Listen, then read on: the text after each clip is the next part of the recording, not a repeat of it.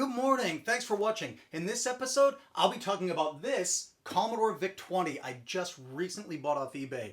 Now I already have quite a few VIC-20s in my collection, but I didn't have one like this. It's an early US market VIC-20. They're made in Japan. I'll give you a really quick history lesson. I'm not going to do a ton on it because I already did a whole history of the VIC-20. If you want more details, go watch that other video. The initial design of the VIC-20, it was done in the United States, then sent to Commodore's Japanese subsidiary, Commodore Japan Limited. I usually see it as CJL. They finished the design and made it production ready. So the first VIC-20s, they were assembled in Japan, released in the Japanese market only, but they weren't called VIC-20s in the Japanese market. They were the VIC-1001. After the 1001 was released in Japan, the name was changed to VIC-20 for the release in the US market. Now the very first VIC-20s sold in the United States, they were still being assembled in Japan, and they came in this simple blue and white understated box. I love that design. Likewise, the VIC-1540 disk drive. Now that was created for use with the VIC-20. Same thing, made in Japan, blue and white, simple understated box. All the later VIC-20s I have in my collection, well, you can see Commodore's marketing department got a hold of it apparently, and that blue and white wasn't simple enough. You have to have a big happy family and all these marketing slogans and buzzwords that tell you that you just can't live without a VIC-20. Great. Now, I already have the new VIC-20, the Japanese made when they came out of this box. I already unboxed it. It's sitting here, and I'm going to start by taking a look at it, and I'll walk you through some of the things that make this unique compared to later VIC-20s. Stick around. Here I have my new early US market VIC-20 and an earlier Japanese market VIC-1001. I'll take a quick look at some differences between them. Now there were a ton of subtle changes to the VIC-20 line over the years. If you want to learn everything there is to know about the VIC-20, check out Giacomo Vernoni's website at cbmvic.net, and while you're there, buy his book. It's a great book. Anyway, for starters, the label is obviously different. Commodore VIC-20, and then up here you have VIC-1001 Commodore. The keyboard is different. If you look at the VIC-1001's keyboard, that was made for the Japanese market. So on the front of the keys, you can see katakana caret on there, whereas on the VIC-20, it just has the familiar Petsky graphical characters. If you look at the side over here, there's a sticker on the side of the early VIC-20 that tells you the U.S. Federal Communications Commission, or FCC, it hasn't yet approved the VIC-20 for sale in the U.S. So it's basically saying if this emits electrical interference, you're on your own. Obviously, Commodore eventually got FCC approval. The later VIC-20s do not bear that sticker. The VIC-1001, now, it was sold in the Japanese market, and the US FCC has no business sticking their beak in the Japanese business, so no sticker on the earlier 1001. Last thing I'll show you is this very early VIC-1001. It only has one ventilation slot on the entire bottom of the case. Commodore learned from that apparently, I guess, or maybe they thought it looked better. The VIC-20, by this time, 3 ventilation slots. So that's another difference. That's the only ones I'm going to go into on the outside of the computer. So quick mention of serial numbers while I'm here. You can see this early VIC-1001. It has serial number 100399. The VIC-1001 serial numbers, they started in the 100,000 range, so this is the 399th VIC-1001 ever made. That's an early one.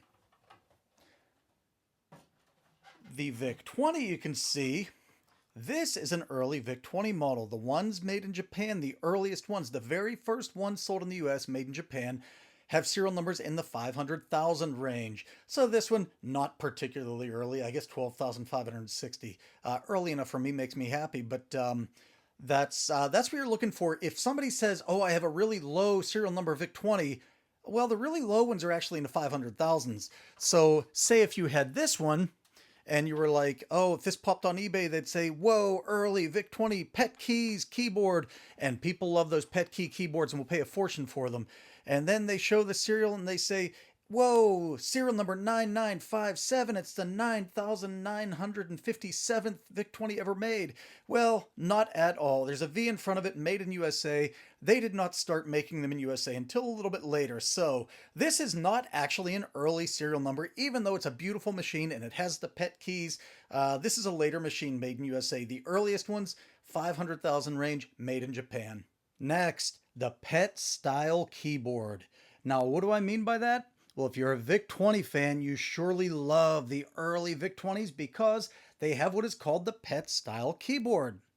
I'm going to carry this VIC-20 over to a PET and we'll talk about what that means. All right, I'm over here standing at a Commodore 8032 PET. Now, what do I mean that the early VIC-20s had a PET style keyboard? Well, there's really two big things. One is if you look at the font of the keys, both the PET and the early VIC-20s use what's called a microgramma font.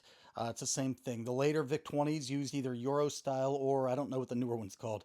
But they're not the exact same keyboard. You can see, I mean, there's no Commodore key over here. There's a Commodore key here. Escape, run, stop, control, tab. There's a lot of differences. But what is interesting, though, is the early VIC-20s, if you look at the width of the keyboard, you'll notice they line up. They're the same width. They actually were the same keyboard base. The keycaps are different, but the actual keyboard mechanism that the keycaps are mounted on, they used the early PET keyboard mechanisms. And if you actually take this apart and look, you'll see that where the number pad is over there, it's the function keys. There's 3 rows. They put electrical tape over the 2 outer rows of the keys on the VIC-20s when they used the PET keyboard mechanisms.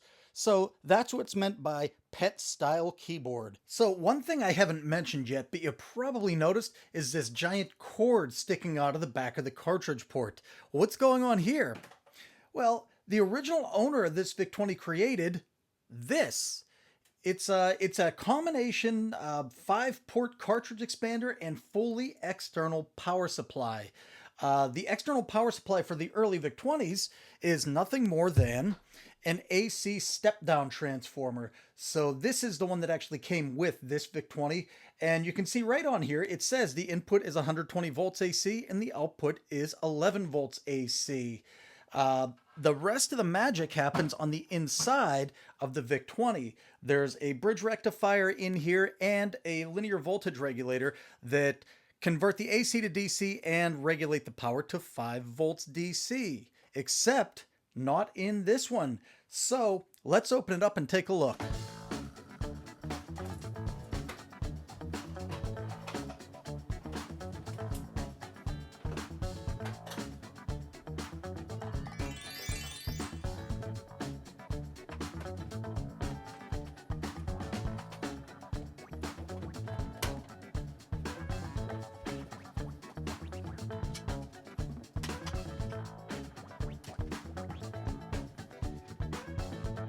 So you can see what's happening here. I mean, this cord that goes to the external power supply, it comes in here and all the stuff that is supposed to be sitting right here, there's a giant heat sink in the VIC-20 that's missing. The bridge rectifier is missing. The smoothing capacitor is missing. The voltage regulator is missing. All this good stuff is gone. And what they've done is they moved it all into this external power supply. And you have nothing but wires connecting in here. And honestly, it's a really well done mod. I mean, it's a nice power supply if you open it up. He used really heavy duty components for everything. So I am not making fun of this at all. It's actually really awesome. And the fact that he built a cartridge port expander into the same box, it's well fabricated, it's well done, the workmanship's good, it's really cool. So I want to actually show you this working, and then we'll talk about what I'm going to do with this next.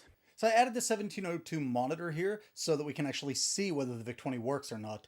And now normally with the VIC-20, you would have a power cord coming in connecting on this side, and there would be a switch here, and that's how you would turn it on and off.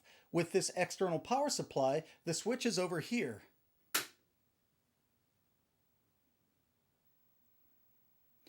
And you can see that generally the VIC-20 does boot, so that's a good thing.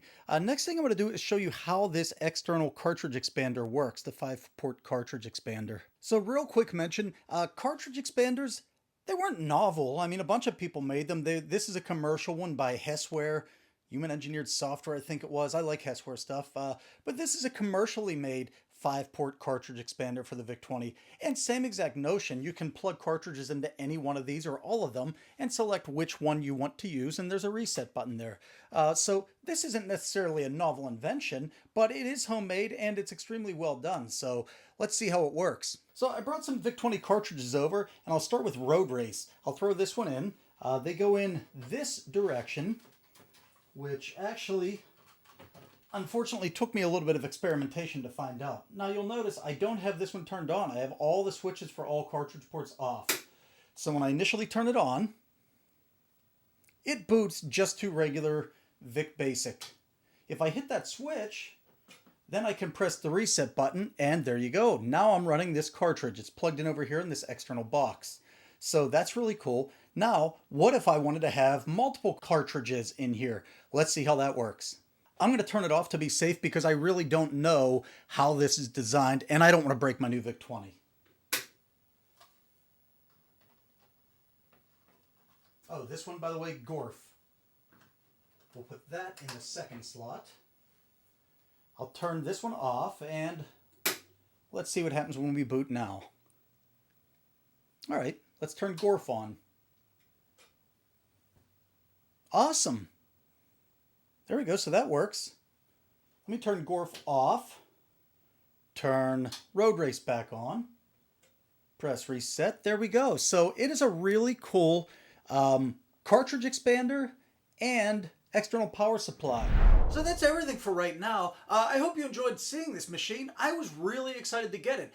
It's my very first early Japanese-made US market VIC-20, and I really loved that external power supply / cartridge expander box. I was kind of excited to see that. Now, what's next for this? Well, as much as I like that thing, I don't really want it in this VIC-20. I mean, I've been looking for one of these VIC-20s, the early Japanese-made early US ones, for a long time. This one, it's in the original box. So what I want to do is I want to convert this back to all original, make it look like it was never modified. And then I'm going to put that external expansion box on one of my more commonplace VIC-20s. So I kind of want this one more as a collector's item. I'll still use it. I mean, you've seen my videos. I use everything in this room, but I want it to look all original. So stick with me and maybe you'll see that one in an upcoming episode.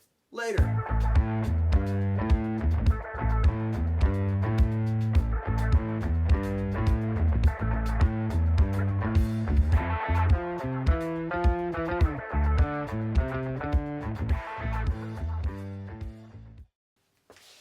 Video's over. What are you still doing here? Well, because you stuck around, you get the bonus content. Has nothing to do with Commodore, but everything to do with getting views on YouTube. How do you do that? Well, you need a clickbaity title, and the most important thing, more than anything else, is the thumbnail image. Now, I usually just let YouTube generate my thumbnail image from whatever content's in the video, but I'm going to show you 4 rejected thumbnail images that I didn't use for this video, but I could have. Let me know if you want to see them in an upcoming video.